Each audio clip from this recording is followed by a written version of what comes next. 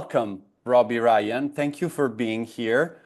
Carlo, thank you very much for asking me to talk with you today, and it's a real pleasure. And I can only try and do my best to answer these questions in an honest way, because that's the only way I can answer things. To me, you represent the perfect embodiment of what I love to call poetic naturalism. So, raw intimacy, a refined use of texture. You're a maestro of composition, both handheld and with static shots.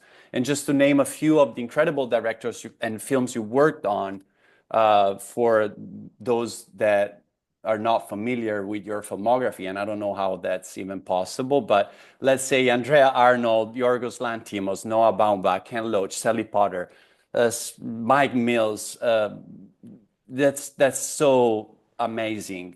I'm very, very lucky to be in the job I'm in, and I thoroughly appreciate the journey I've been on. And it's so much fun to kind of do my day-to-day work, and I pinch myself pretty much every day to kind of go, how the hell did I land here? But I'm not denying it's sometimes hard work, and it can really exhaust you. But I think all things in life that are good sort of take it out of you, So it's worth the battle.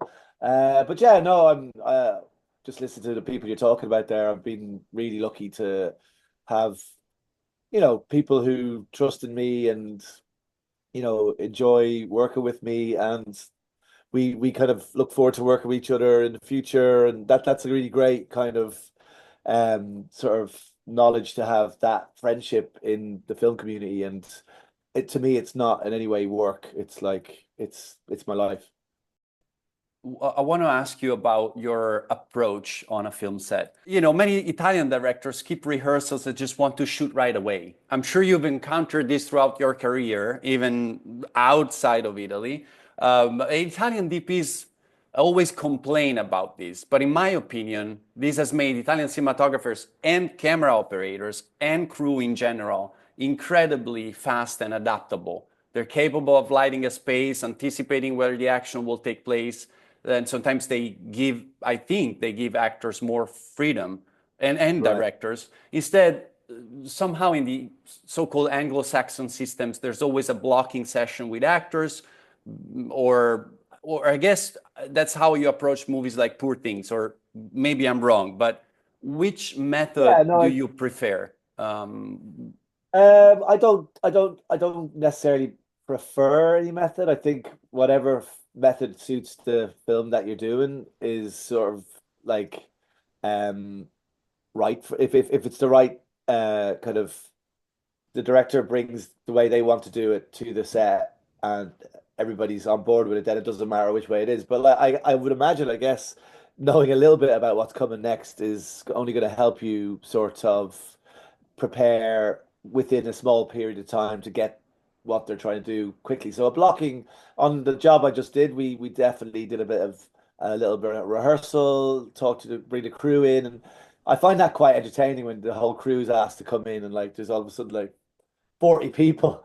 And it's always like a little bit of a theatrical thing. And not all films I do that. So in Italy we were doing that quite a lot. And I didn't have a problem with that either, because it, for me, it gives me a breathing space to sort of, I kind of know what, because I've done a rehearsal a little bit with the actors and the director maybe, but then the crew get brought in to do a blocking, and that's I can step back and sort of have a little bit of a theory on what way we might achieve what we're doing the best and efficient, and I hate to say it, quickest way so that you can get the day done. So yeah, I think that's one way. But then work with somebody like Andrea Arnold, she doesn't do rehearsals. She doesn't want to do rehearsals.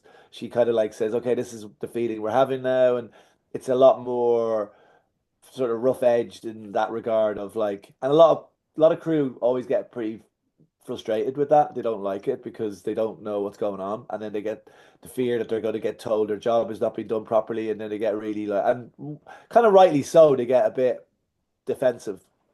And I'm a bit privileged because I'm on the camera. I know exactly what's coming up next, and I know Andrea's world, so it never affects me. But if I was not privy to that, I'd be a bit like, this isn't fair. But I've heard stories of like Lars von Trier when he was making that film The Kingdom or the TV show The Kingdom, he made sure the DP wasn't in the room when they were rehearsing, so that when he came in, the energy was a lot more like, oh, where's the camera going to go? So, you know, there's never one set way to do it. It's always whatever suits the purpose of the film. And if the director is in a kind of, a position of knowledge and, conscious of what they want, then I'm all for whatever way they want to approach it, So I'm very director led in that regard. How important is for you to operate at this point? Because I think one of Oh the yeah, things no, for that me, yeah, no, for me, it's integral to my work. Like I'm not, I wouldn't call myself a lighting cameraman. I'm more of an operating cameraman. I was always coming from operating, and that's how I sort of, that's like, no matter how complicated the day is going to be and how like tricky everything, whether it's, technically, whether it's to do with time, whether it's to do with, actors' time or whatever. Once you get behind a camera, you kind of know what you can do. And I find that is for me, it's a complete anchor to the process I'm doing. If I wasn't near the camera, and I've done jobs where I'm not near the camera, and I find my concentration is completely all over the place. So if I'm on a camera, I can completely run the set the way I think it needs to be done because I'm able to sort of work it from the camera. Now, if I'm told I have to have an operator doing that, that means I have to tell somebody else something. And then I find when there's, especially when there's like one or two cameras, especially when there's two cameras going, I find it's exhausting telling the other operator what to do.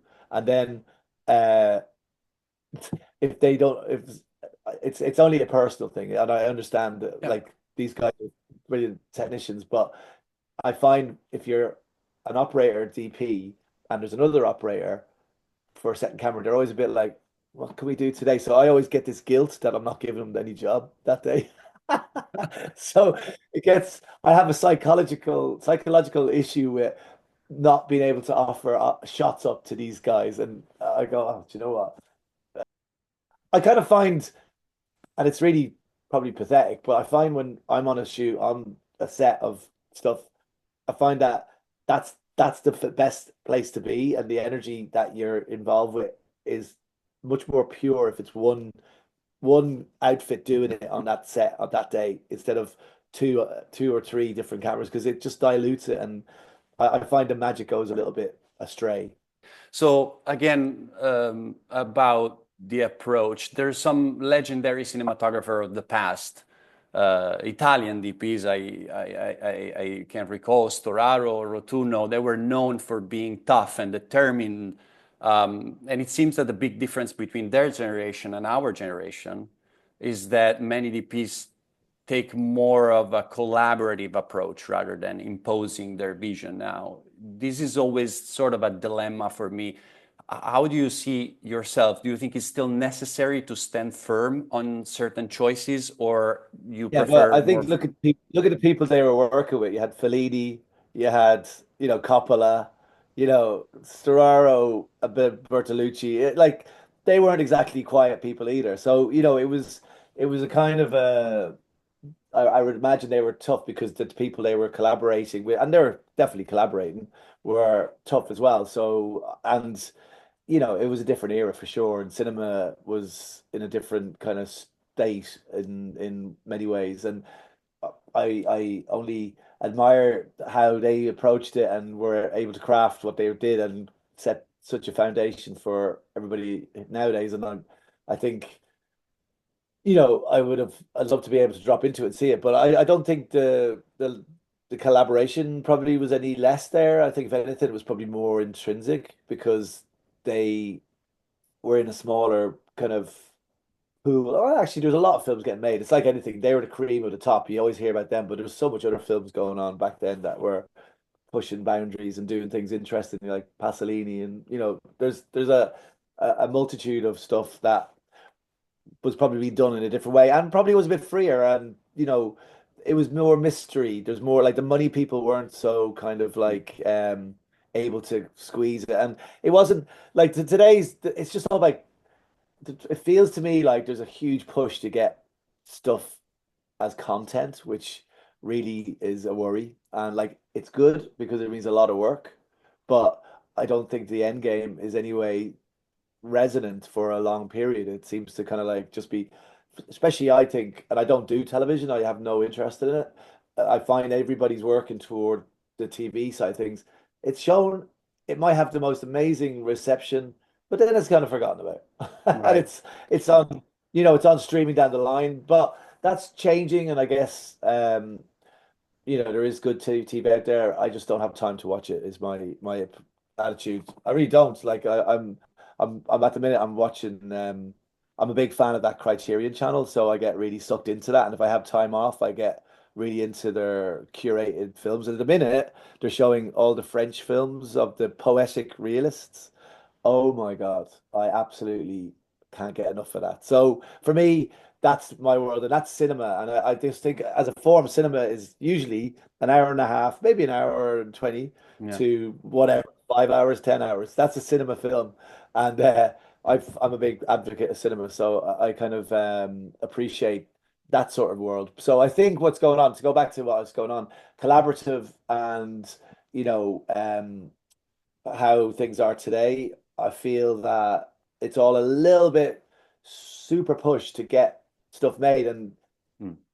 you ask anybody who's interested in that stuff, it's overwhelming the amount of stuff they have to watch every year. And then you ask people, so what films did you like last year? And they go, oh, don't really, didn't watch a lot of them because they're just watching all the TV and the things got so diluted. It's really like it's hard to figure out.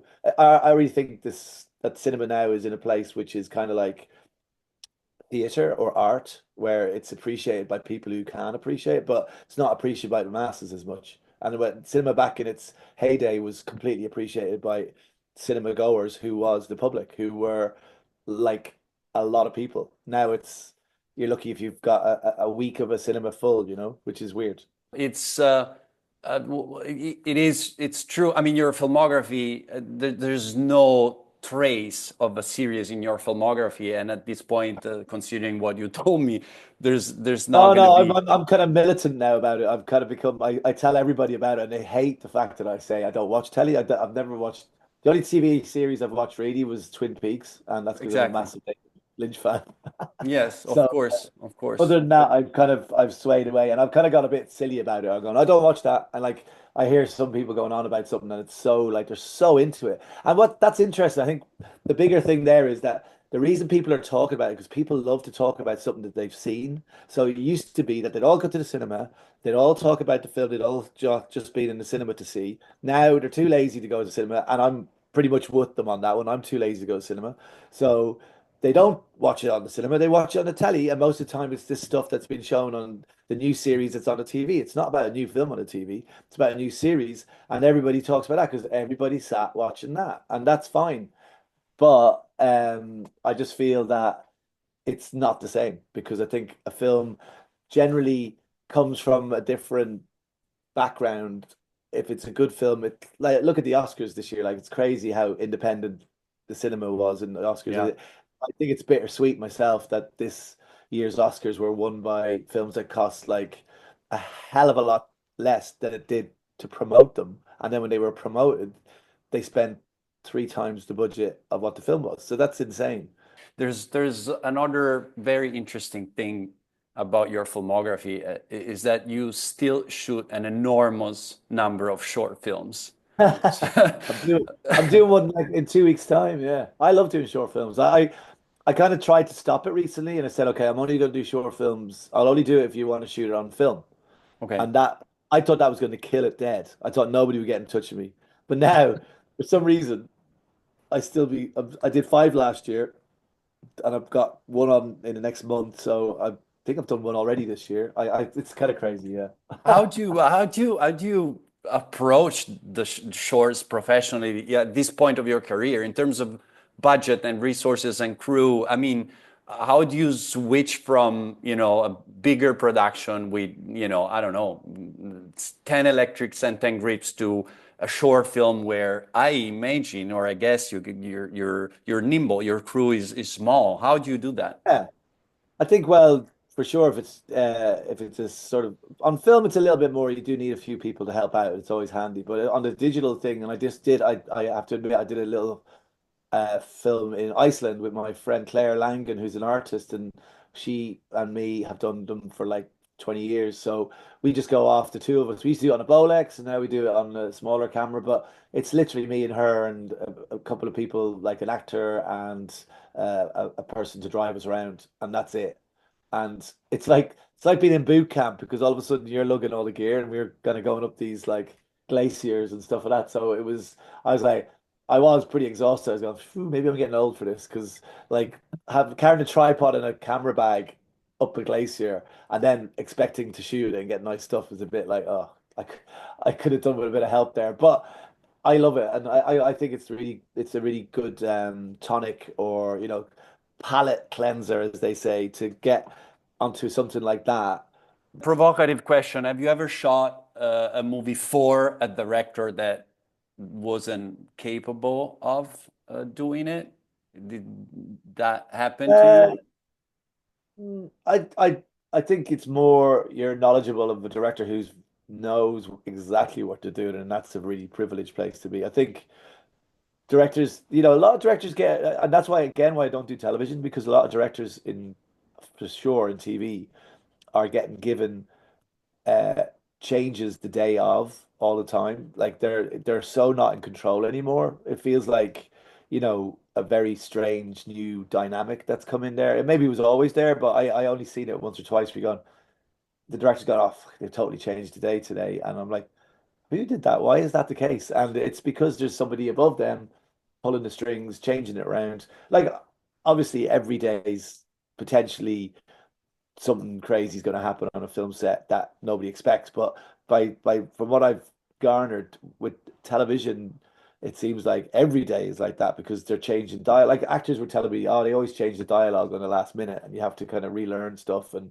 it's all a very strange sort of like fractured sort of system. Whereas I've been really lucky to work with directors like Ken Loach, who completely it's a pyramid system. Everything starts with him and it goes down. So like that kind of a film set is fantastic because the producers are in, they are facilitating his vision. You know, everybody is looking to Ken. And like bless him, it's an exhausting ultimately a very exhausting position for him because he's taken on a lot of stuff more than maybe normal. So um but it totally makes the film his, and I feel like that film sets the place I really always like to be on because that person is the person who knows everything that's going on, and I think that's a good place. Whereas if you're saying, have I been on a film set where the director doesn't know what's going on so much, it would probably be something which was like where it's out of their hands, and then that's I feel for them because it's frustrating for them. But the good ones, the real directors, will see that coming and cut it out before it even gets on the film set. Yeah. And that's where it's really a privilege to be on those film sets because I can see somebody who knows exactly what's coming, way Yeah. ahead of everyone. Yeah, I need to ask you something about film because you're a film maestro. And again, something sort of provocative. In a recent interview, great Ed Lachman strongly criticized digital filmmaking, even more so the artificial grain added in post-production. He believes that simulating film grain is excessive and obvious, but lately I've noticed that film itself has become a trend. So some DPs want to exaggerate the grain, keep the stretches and dust and imperfections. And honestly, I find that just as distracting. So do you feel that film has now become an aesthetic trend? Or have you ever considered shooting a movie entirely in digital, like plain with digital native look? I think what you're sort of getting a bit annoyed with is sometimes it's used just to kind of prove that we're shooting on film, and I agree that wouldn't be something I'd be so keen on. But I feel like if it's done judiciously and with a heart and a bit of passion about why it's been done, then I'll let it slide. But I think I've done I've worked on films where they've put the we shot digitally and they put the grain on the live grain, which is that Yeah. plugin. Have you heard of that? It's Yes. called live grain. That's Yes. quite clever, I have to say. And your man who sold me on that one, he said that, you know, grain isn't a nostalgic thing. It's actually it gives a depth to a film. And like, how many film sets have you been on when you're shooting digital where you can't see your hand for the smoke?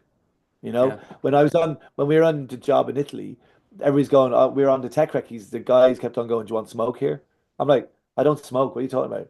He goes, yeah, would you want smoke in this room? I'm like, no. Why are you keeping asking me about smoke? And it's because anybody who shoots digital, more often than not, they want to have smoke in the room because they're trying to create depth. So that in itself is like a live version of what live grain is, where your man goes, okay, we can put the grain in the background, or we can put it in the foreground, or we can put it in the middle, because essentially it's doing the same thing as what the smoke is doing. It's creating the kind of a depth which people think digital doesn't necessarily have. So, Yeah. and it's to do with focus as well. If you're shooting on lenses, a lot of the time digital, and this is why Ed Lackman was kicking off, is because like everything's like your nose is in focus, but everything else is out of focus. What's Correct. that all about? And because it's a way that digital helps give depth.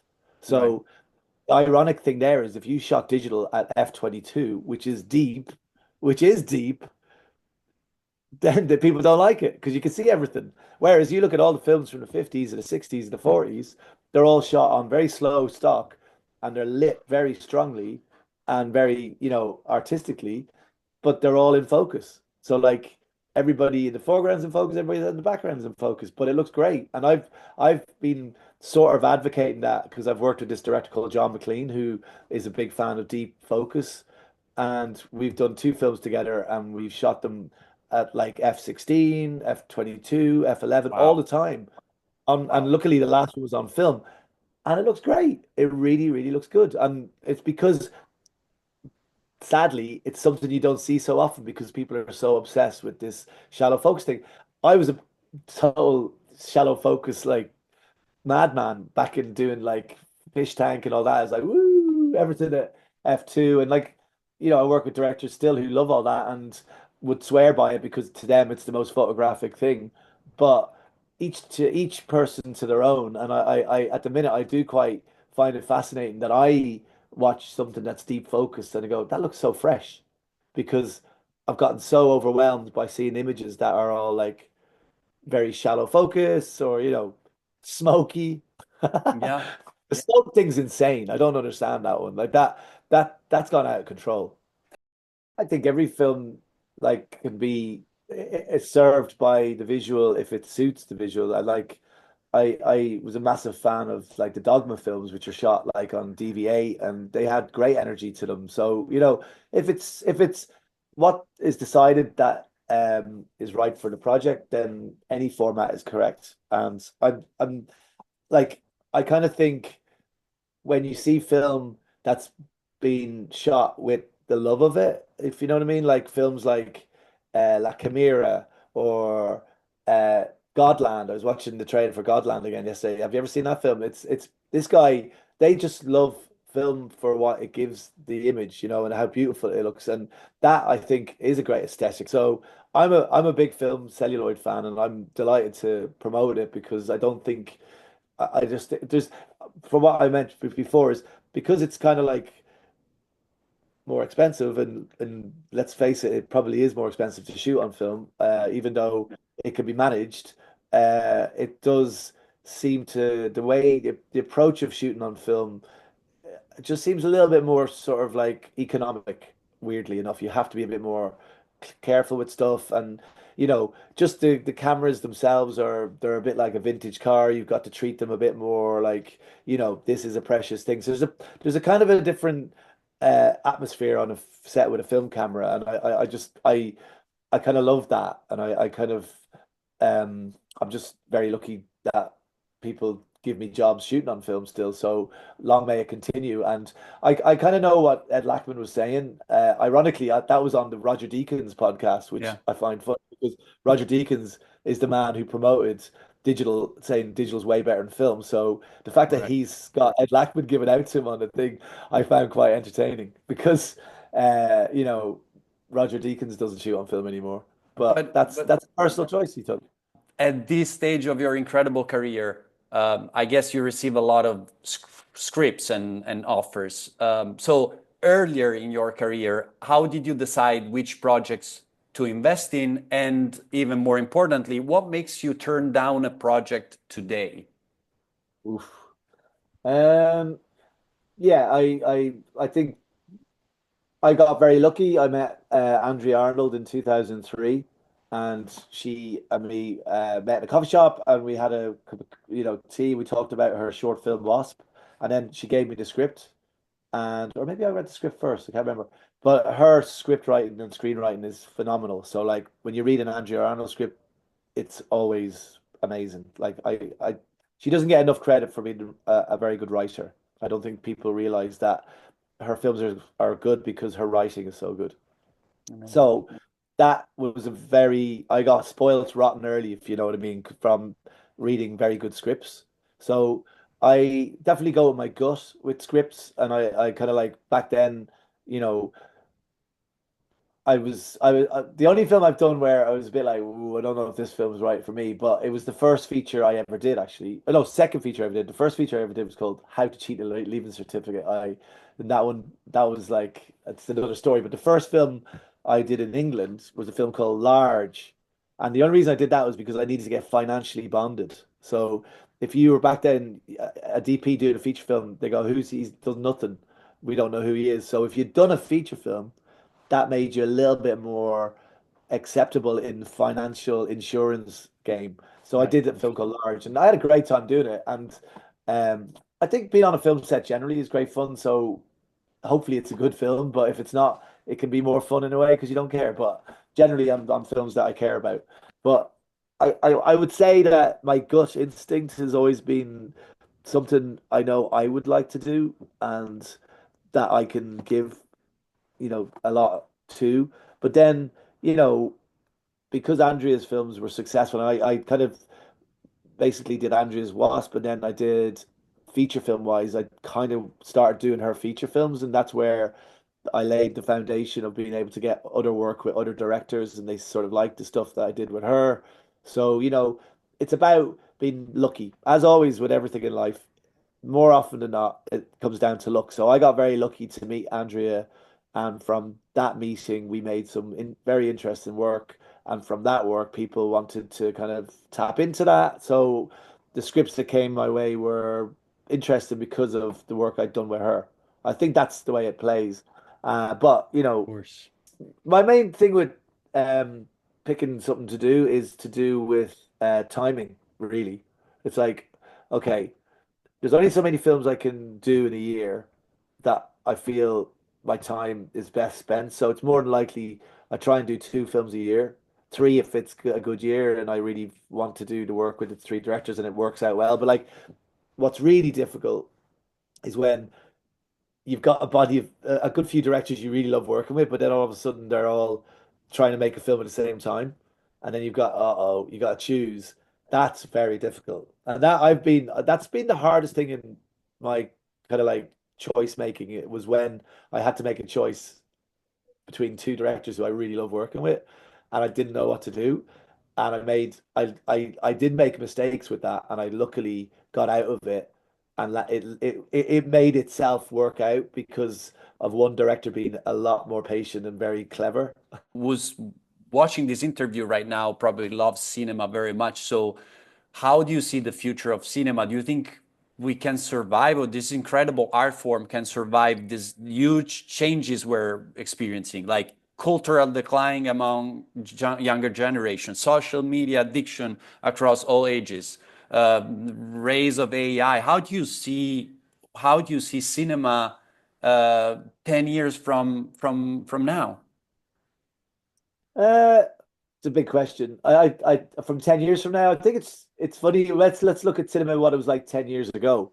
So, there was I remember when the red camera came out, everybody was like, "Oh my God, this is the death of film." It's da da da, and it was a big seismic moment, but it hit and it leveled out. And I think, if you look at something like the Cannes Film Festival or the Venice Film Festival, which are two festivals I adore, the amount of films getting put into those every year is huge. So there's like there's an appetite, and I think once there's an appetite for something, it will never die. But I think somehow the quality needs to somehow be maintained at a higher level. I think some years are kind of, you notice that it's not a good year for film, and you're like, what's going on? Mm. And maybe that's just with there's a lot of, and I don't want to use the outside circumstances, but let's face it, there was a pandemic and there was Mm. strikes and stuff like where things got wobbled.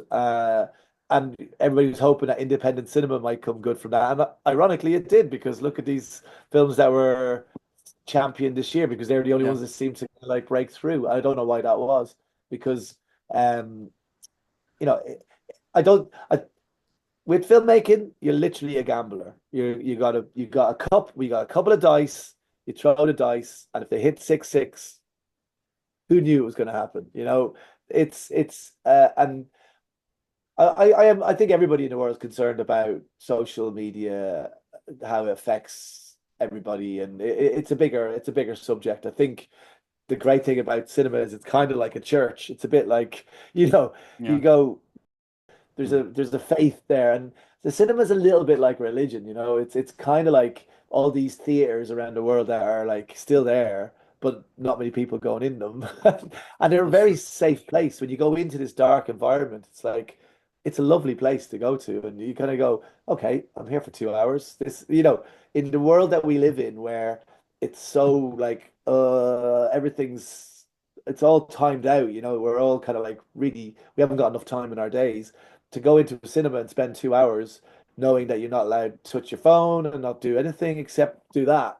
It's kind of like a bit of a faith-based system, and I'm a big fan of doing that. I wish I could do more of it, but life gets busy, and I can see why that's difficult for people to get to the cinema these days. And it's just bloody expensive to go to cinema, which is really annoying. Mm. I hate the commercialization of cinema going, that you kind of just, you can't. It's like, when you come out of an airport now, you come through or when you're going into the airport, you go through all this like windy road of Of course, of curfew and all shopping. that. It's the Yeah. same thing. The shopping thing in cinema is really bad, but it keeps the cinema going. So like that's there's lots of ways I think the model of the cinema could be sort of tuned into a more, like, why can't we have cheaper film tickets? I think what might be the benefit of all of this streaming and all of this thing is that if you want to search out something, you can find it if you've got the enthusiasm to do it. And now is the time to get that. And you can, I think that will create a generation of really cine literate young filmmakers who are amazing. And that's why I do short films, because I've been very, very blessed to meet young filmmakers who know much more about film. Mm. They haven't been to film school. They just have this huge enthusiasm, and they just suck it up on streaming. And they kind of have, because they're very computer literate, they're able to kind of find ways to get to see really obscure Asian cinema and, obscure, like, Scandinavian cinema, whatever. They've been able to get all that, and they're hungry for it. So there's nothing better than a hunger to create, for a creative spirit. And I think that means we've got a kind of some kind of a future in cinema. That's fantastic. That's lovely, and this is full of hope. All right. I'd say thank you very, very much. This has been exceptional. I My appreciate pleasure, this so Carlo. much. Lovely talking to you. And I hope it wasn't all muddled garbage coming out my mouth. No, not at all. Not at all. Thank But you. to go back, I didn't get to tell you Yeah. what I thought of Italian Crew. Italian Crew were amazing. They were so positive. I love the tradition of Italian, sort of, in across the board, is that, Mm. the what's the most important is a good cup of coffee in the morning. And I'm with you guys on that. All So, right. Thank you again. Thank you so much for your time. Thank you for your my wisdom. pleasure, Carlo. And No, I've been a real pleasure talking to you, and I hope some of that makes sense.